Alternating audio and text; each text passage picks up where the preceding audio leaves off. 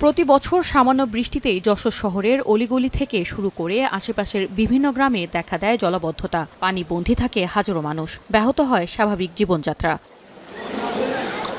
স্থানীয়দের অভিযোগ, হরিণার বিল ও মুক্তেশ্বরী নদ ভরাট করে আবাসন প্রকল্প গড়ে তুলেছেন প্রভাবশালীরা। এতে বাধাগ্রস্ত হচ্ছে পানি নিষ্কাশন, সৃষ্টি হচ্ছে জলাবদ্ধতা। সামান্য বৃষ্টিতেই 2 দিন 3 দিন ধরে এই পানিগুলো আটকায় থাকে। আটকায় থেকে সেই পানিগুলো জীবাণু তৈরি হচ্ছে এবং সেখানে বিভিন্ন ধরনের রোগ ব্যাধি তৈরি হচ্ছে। আমাদের বিলি এইখান থেকে আর পানি তো বেরো হতেই পারে না এবং এটা মাটিও ভরাট করে দেওয়ার কারণে একেবারে পুরো ব্লক হয়ে গেছে, যে এখান থেকে আর ফসল আদি কিছুই হয় না। একটি অংশ ভরাট করে ওখানে প্লট আকারে বাণিজ্যিকভাবে জমি বিক্রির প্রস্তুতি নেওয়া হয়েছে এবং যেটা এই পানি নিষ্কাশনের জন্য একটা বড় বাধা। কোনটা খাল কোনটা নদী এ সমস্ত বিষয়ে স্থানীয় জনমত যাচাই করে পদক্ষেপ নেওয়া হোক। এই মুহূর্তে আমরা চাই এটা বন্ধ করা হোক, না হলে আমাদের শহর শুধু না, দক্ষিণ পশ্চিম অঞ্চলের পানি ব্যবস্থাপনার জন্য এটা বড় ধরনের ক্ষতির কারণ হবে।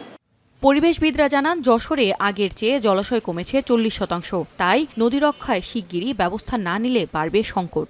প্রশাসন, পরিবেশ অধিদপ্তর, BIWTA এবং সরকারকে একযোগে কাজ করতে হবে যে কোনো খাস জমি কেউ দখল করলেই, ভরাট করলেই, প্লট হিসেবে কিনলেই বা নিজের নামে রেকর্ড করে নিলেই তার ব্যক্তিগত জমি হবে না, সেটিকে যে কোনো সময় উচ্ছেদ করা যাবে।